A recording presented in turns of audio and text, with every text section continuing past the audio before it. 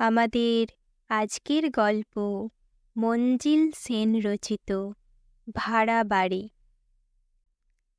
অনেক দিন পর কলকাতায় বদলি হয়ে এসে বাড়ির সমস্যায় পড়লাম। মনিকার কোনো বাড়ি পছন্দ হয় না। ওকে অবশ্য দোষও দেওয়া যায় না।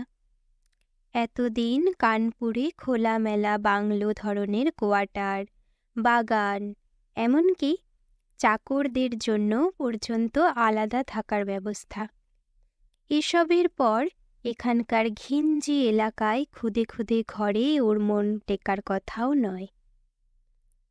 আমি যখন অফিসে থাকি তখনও বাড়ি দেখে বেড়াই। খবরের কাগজের বিজ্ঞাপন ছাড়াও জনা কয়েক বাড়ির দালালও ইতিমধ্যে ছুটেছে। এসব বিষয়ে ওর অদম্য উৎসাহ।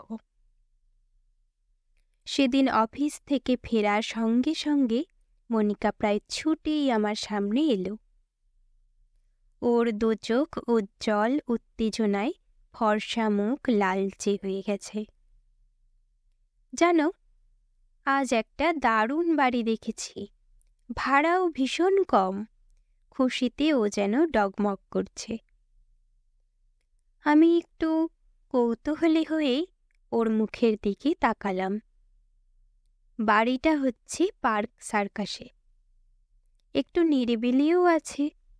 একতলায় দুটো বেডরুম আর একটা ড্রয়িং রুম, রান্নাঘর, ভাড়ার ঘর বেশ বড় বড়। দোতলায় 3টে বেডরুম, একটা বাথরুম এবং চওড়া বারান্দা।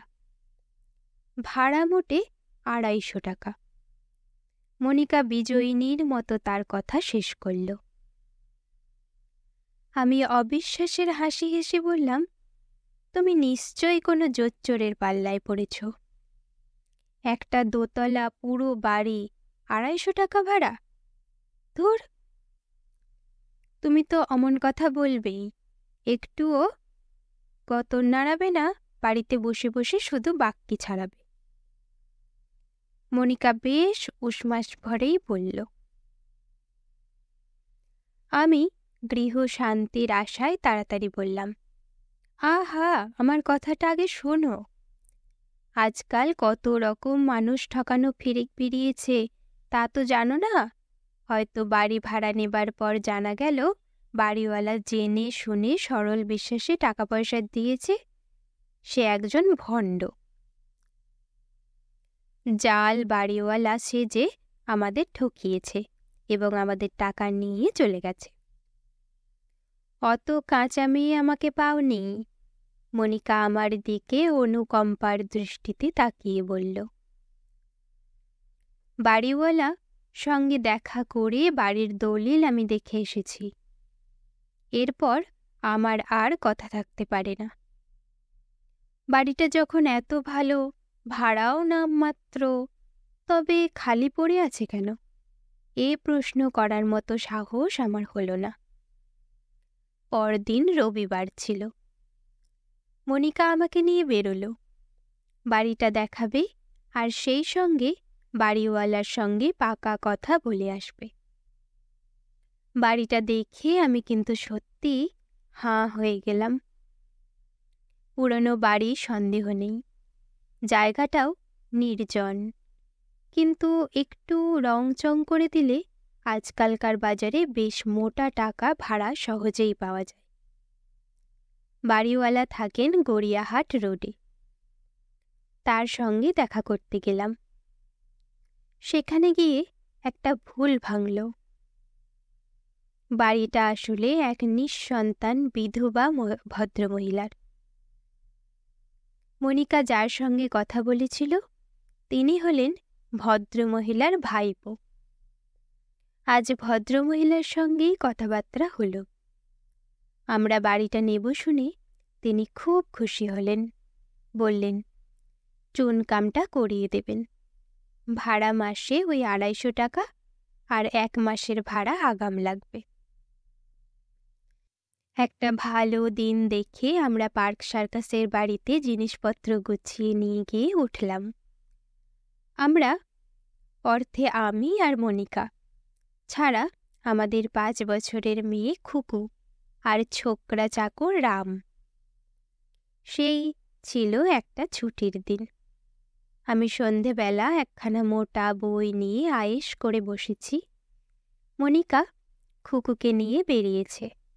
আমি একটা সিগারেট মুখে দিয়ে দেশলাইয়ের জন্য পকেট হাতড়াচ্ছি। এমন সময় নজরে পড়ল সামনের টেবিলের ওপরেই দেশলাইটা রয়েছে।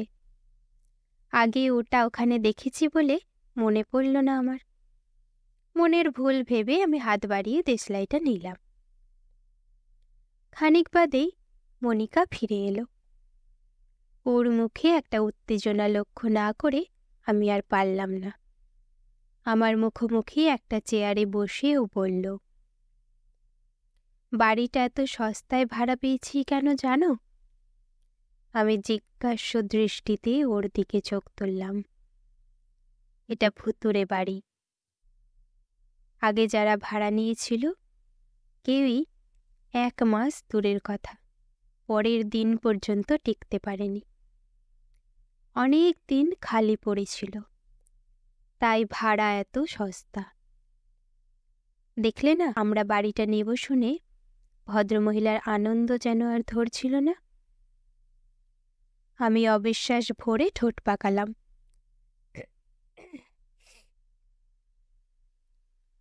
মনিকা কিন্তু সেদিকে ভ্রুক্ষেপ না করে বলে চলল, ওই মোড়ের মাথায় যে হলদে বাড়িটা, সেই বাড়ির ভদ্রমহিলার সঙ্গে আজ আলাপ হলো।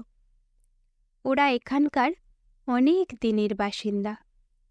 ওর মুখেই শুনলাম বেশ কয়েক বছর আগে এই বাড়িটা ছিল বাসুদেব রায়চৌধুরীর নামে।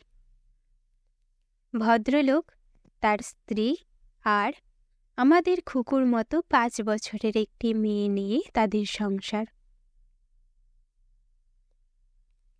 মেয়েটি নাকি তার বাবা মার খুব আদরের ছিল। আর অত ছোট হলে কি হবে, খুব গিন্নি ছিল। একদিন দোতলা থেকে নামবার সময় পা পিছলে ও সরাসরি একতলায় পড়ে যায়।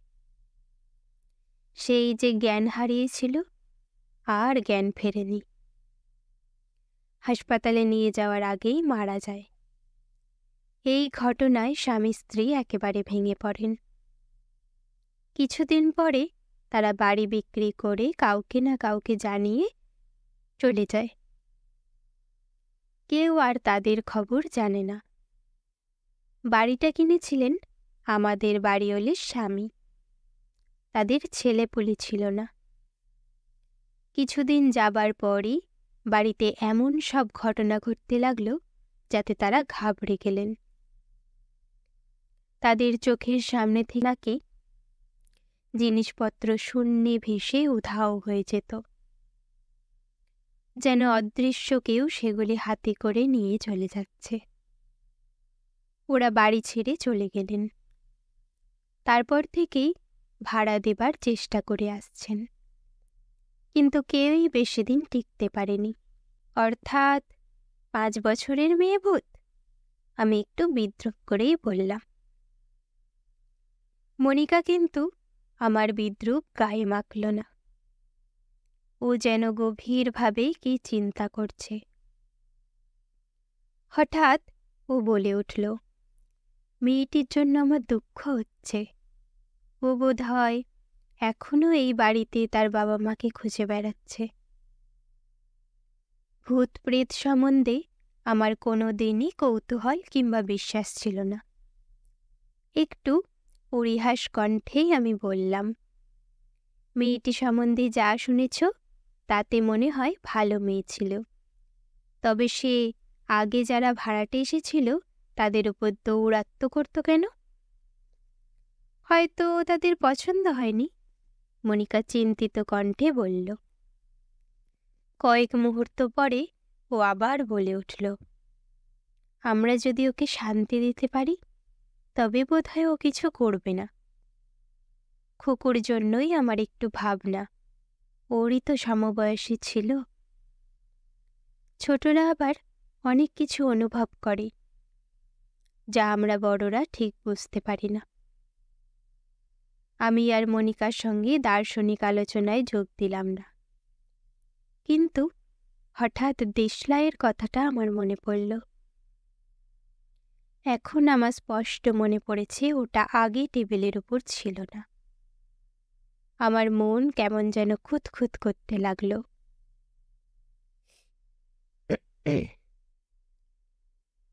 পরদিন রাত্রে আরও একটা ঘটনা ঘটল। মনিকা প্রায় হুড়মুড় করে ঢুকে বলল, জানো, এইমাত্র একটা কাণ্ড হলো। আমাকে কিছু জিজ্ঞেস করবার সুযোগ না দিয়েই ও বলে চলল, আমি রান্না করছিলাম, উনুন থেকে কড়াটা নামাবো বলে সাঁড়াশি খুঁজছি। হঠাৎ পিছন থেকে কে যেন ওটা বাড়িয়ে দিল। আমি ভাবলাম বোধহয় রাম। পরে পিছন ফিরে দেখি কেউ নেই। আমার কেমন একটু সন্দেহ হলো। রামকে ডাকলাম, ও ভাড়ার ঘরে রুটি বেলছিল। আমার প্রশ্ন শুনে অবাক। রান্নাঘরে ও নাকি আসেইনি। আমি এবার সত্যি একটু চিন্তায় পড়লাম। খুকু দুষ্টুমি করে সাঁড়াশি দিয়ে পালিয়ে যায়নি তো? না, ও হাতের লেখা করছে। তাছাড়া আমি যে মনে মনে সাঁড়াশি খুঁজছিলাম তাও জানবে কেমন করে? কথাটা কিন্তু সত্যিই ভাববার মতো। আমি চুপ করে রইলাম। মনিকা আবার বলে উঠল, একটা জিনিস বুঝতে পারছি, ও আমাদের কোনো ক্ষতি করতে চায় না, বরং সাহায্যই করতে চায়। আমাকে আগে বলিনি, অনেক সময় খুঁটিনাটি জিনিস দরকার মতো আমি হাতের কাছে পেয়ে গেছি। যেন ঠিক কোন সময় কোন জিনিসটা লাগবে বুঝে কেউ তা আমার হাতের নাগালের মধ্যে রেখে দিয়েছে। আমার মুখ ফসকে বেরিয়ে গেল, আশ্চর্য! আমি কিন্তু সহজে বাড়ি ছাড়ছি না। মনিকা বেশ দৃঢ় কণ্ঠেই বলে উঠল, আমি বেশ বুঝতে পারছি। আমরা এ বাড়িতে আসায় ও মোটেই অসুখী হয়নি, বরং ওর আত্মা তৃপ্ত হয়েছে বলেই আমার ধারণা। একটু থেমে মনিকা আবার বলল, জানো, ও বোধহয় আমার মধ্যে ওর মাকে খুঁজে পেয়েছে। কত সময় আমার মনে হয়েছে যেন আমার পায়ে পায়ে কেউ হাঁটছে। খুকু মনে করে আমি ফিরে তাকিয়েছি, কিন্তু কাউকে দেখতে পাইনি। আরও কয়েকটা দিন কেটে গেছে। তেমনি উল্লেখযোগ্য আর কিছু ঘটেনি এর মধ্যে। সেদিন অফিস যাওয়ার সময় পোশাক পরে টেবিলের উপর থেকে পার্সটা নিতে গিয়ে দেখি সেটা সেখানে দেখতে পেলাম না। তাড়াহুড়োয় কোথায় রাখলাম ভেবে পকেট হাতড়াচ্ছি। টেবিলের ড্রয়ার খুলে সব উল্টে পাল্টে দেখছি।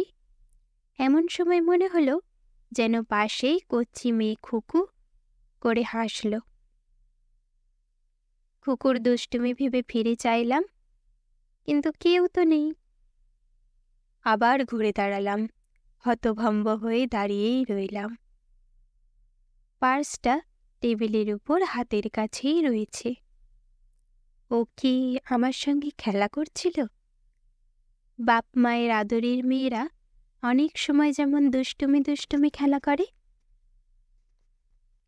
আর একদিন সন্ধ্যের পর আমি, মনিকা আর খুকু উপরে আমাদের শোবার ঘরে বসেছি, কিন্তু কেন জানি পড়তে ভালো লাগছে না। শীত পড়েছে বলে দরজাটা ভেজানো ছিল। হঠাৎ দরজাটা আস্তে আস্তে খুলে গেল। আমার স্পষ্ট মনে হলো যেন ছোট্ট কেউ পা টিপে টিপে ঘরে ঢুকল। তারপরই আবার দরজাটা আস্তে আস্তে বন্ধ হয়ে গেল। মনিকার দিকে তাকিয়ে দেখলাম ও দরজার দিকে তাকিয়ে আছে। ওর দু চোখে একটা অস্বাভাবিক দীপ্তি। খুকি কিন্তু এক মনেই পড়ে যাচ্ছে, ও কিচ্ছু টের পায়নি। অনুভূতি ছাড়া আর কিছু নয়। কচি কচি পায়ে কেউ যেন এগিয়ে আসছে। মনিকাও যেন সেটা অনুভব করছে। আস্তে আস্তে ও বাঁ দিক দিয়ে ঘাড় ফেরালো, যেন ওর পাশে কেউ বসেছে। আমি অবাক হয়ে লক্ষ্য করলাম মনিকার সুন্দর বড় বড় দু চোখে একটা অপূর্ব কমনীয় ভাব ফুটে উঠেছে। ঠোঁটের ফাঁকে মিষ্টি মৃদু হাসি। খুকুর কথায় আমাদের দুজনেরই চমক ভাঙল। বলল, মা, আমার লেখা শেষ হয়ে গেছে। খানিক বাদেই মনিকাকে উঠতে হলো। ও রান্না পড়ে আছে। আমি স্পষ্ট দেখলাম উঠবার সময় ও বাদিক ফিরে অনুচ্চ কণ্ঠে যেন বলল, এসো। মাঝে মাঝে বেশ মজার ব্যাপারটা ঘটত। একদিন একতলায় বসবার ঘরে আমি সোফায় হেলান দিয়ে সেন্টার টেবিলের ওপর দুপা তুলে দিয়েছি। হঠাৎ অনুভব করলাম আমার ডান পায়ের পাতায় যেন কচি নরম আঙুল দিয়ে সুড়সুড়ি দিল। আমি চমকে উঠতেই কচি মেয়ের একটা চাপা হাসি যেন মিলিয়ে গেল। আর একদিন মনিকা খুকুকে নিয়ে একটু বাইরে বেরিয়েছে। ফিরতে রাত হবে। আমি একটা বইয়ে ডুবে আছি।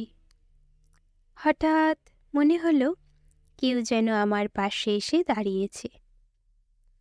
একটা কচি মেয়ের গায়ের গন্ধ স্পষ্ট নাকে এসে লাগল। এছাড়াও মনিকা গিয়েছিল দোকানে। ফিরে এসে বলল, জানো কি হয়েছে? আমি দোকান থেকে হাফ পাউন্ড বিস্কুট কিনে দোকানদারকে টাকা দিয়েছি। দোকানদার চেঞ্জ দিয়ে একটা টফি হাতে করে আমার মাথার উপর দিয়ে দরজার দিকে তাকিয়ে বলল, খুকি, এই নাও তোমার টফি। তারপরই একটু অবাক হয়ে বলল, এই তো দাঁড়িয়েছিল, কোথায় গেল? আমিও কম অবাক হইনি। বললাম, কার কথা বলছেন? দোকানদার বলল, কেন, আপনার সঙ্গে যে ছোট্ট মেয়েটি এসেছিল। আপনি দোকানে ঢুকলেন ও বাইরেই দাঁড়িয়ে রইল। আমি জিজ্ঞেস করলাম, কেমন দেখতে বলুন তো? দোকানদার কিন্তু চেহারা ঠিক বর্ণনা দিতে পারল না। বলল, অত ভালো করে লক্ষ্য করেনি। আমার সঙ্গে কেউ আসেনি শুনে লোকটা যেন ভ্যাবাচাকা খেয়ে গেল। আমতা আমতা করে বলল, তবে হয়তো অন্য কারো মেয়ে। একটু থেমে মনিকা আবার বলে উঠল, ওকে দেখতে ভীষণ ইচ্ছে করে। কিন্তু চূড়ান্ত ঘটনা ঘটল এক শনিবার। অফিস থেকে তাড়াতাড়ি ফিরেছি। সবাই মনিকার এক দিদির বাড়ি যাব। রাত্রে খাওয়া দাওয়া সেরে তারপর ফিরব। আমি জামা কাপড় পরে একতলা সিঁড়ির মুখে দাঁড়িয়ে আছি।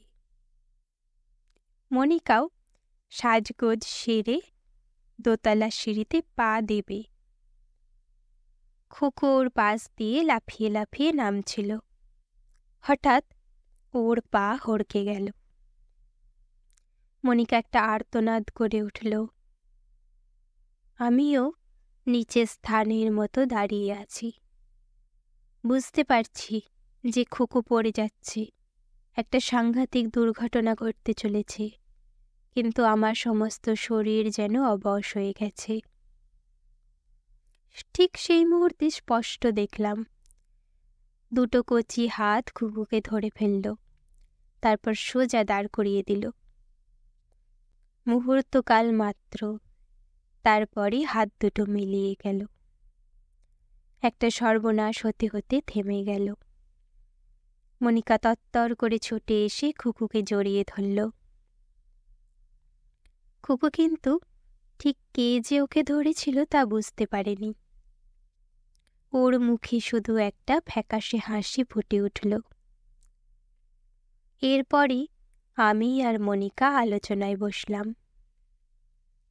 বাস্তব দৃষ্টিভঙ্গি দিয়ে সবকিছু বিবেচনা করে আমাদের স্থির করতে হবে আমরা এই বাড়িতে থাকব কি থাকব না। মনিকা বলল, দেখো, আমি যা বুঝেছি, ও আমাদের মধ্যে ওর হারানো পরিবেশ ফিরে পেয়েছে। ও শুধু আমাদের ভালোই চায় না, এটাও চায় যে আমরা এখানে থাকি। তা না হলে খুকুকে অমন করে বাঁচাতো না। আরও একটা জিনিস যা আমার মনে হয়, তা হলো আগে যারা ভাড়াটে এসেছিলেন তাদের মধ্যে হয়তো মন মতো পরিবেশ পায়নি বলেই ও বিরক্তি প্রকাশ করত। তাই তারা বাড়ি ছেড়ে চলে গেছে। আমরা স্বামী স্ত্রী আর খুকু, ওদের পরিবারও তাই ছিল। সবচেয়ে বড় কথা, ওদের সংসারের পরিবেশটা আমাদের মধ্যে খুঁজে পেয়েছে বলেই ও খুশি। আমি নিজে মা হয়ে অমন একটা কচি মেয়ের সুখ আনন্দকে কিছুতেই নষ্ট হতে দেব না। আমরা এ বাড়িতেই থাকব। তোমার কোনো আপত্তি আমি শুনব না। মনিকার কথা শেষ হতেই আমার স্পষ্ট মনে হলো যেন একটা কচি মিষ্টি মেয়ে মিষ্টি করে হাসল।